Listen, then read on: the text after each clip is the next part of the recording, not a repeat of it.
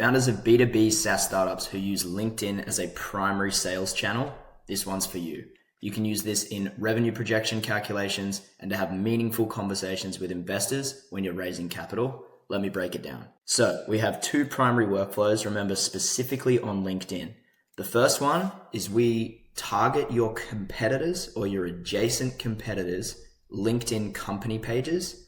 Those LinkedIn company pages have a whole bunch of followers. We can scrape those followers, filter out the noise, only target your ICP, and then send them messaging campaigns. That's workflow one. Workflow two, we find influencers within your niche, your industry. So for example, it could be a sales influencer, could be an engineer, could be a fintech guy, whatever it is for you. We want to find influencers with a high level of engagement, meaning likes and comments. We can scrape consistently the last 10 posts they've done for the people who have liked and commented or engaged with those posts. Again, filter out the noise, get rid of the stuff you don't want to target, and only send messages to your ICP with a super targeted message. So workflow one, we've scraped your competition. We have a whole bunch of people in a spreadsheet. We can now filter by your ICP. Let's say we get 15,000 of those people. Could be global, US, just Europe, whatever it is, doesn't matter. Let's say 30% of people accept those connection requests, which is a fairly safe assumption with something like this. That's 4,500 messages sent. Let's say 6% of those people reply. That's actually quite a conservative assumption again. I often see 18%, 19%. Total replies, therefore, is 270. Positive replies. Let's say 40% of people reply positively, meaning they want more information, they want to book a meeting. 60% of people are, I'm not interested, wrong person, whatever it might be. But let's say 40%, which again is conservative. That's 108 total replies. Let's say 50% of those people jump on a meeting, right? 54 people total. 15% people won't show up, just the nature of the game. They get busy, they have other projects, whatever it is.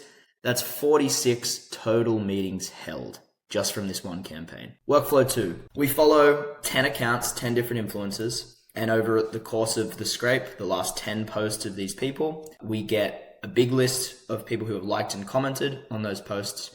And we filter your ICP. We have 3,520 people who are added to these types of campaigns. Again, 30% of people accept those connection requests. That's a very conservative number for this, by the way. That's 1,056 messages sent. 10% of these people reply. The reason that's higher than the 6% is because these people are very active on LinkedIn. 10% very conservative for something like this. I've seen 25%, 30%, crazy reply rates. 106 total replies. 50% of those are positive, which is 53 interested leads. 50% of those people jump on a meeting. That's 26, or they book a meeting. And then 15% drop off rate because some people get busy, etc., etc.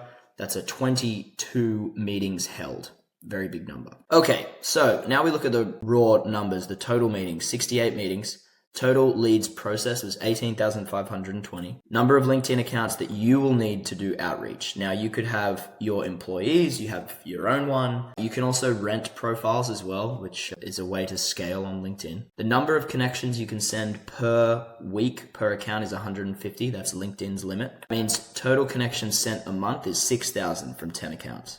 Total messages sent a month is around 10,000. Now, the duration that you can process all of these leads, given the 10 LinkedIn accounts that you have access to, is 3 months. So within 3 months, these two campaigns that I just went through will be run. They'll finish, right?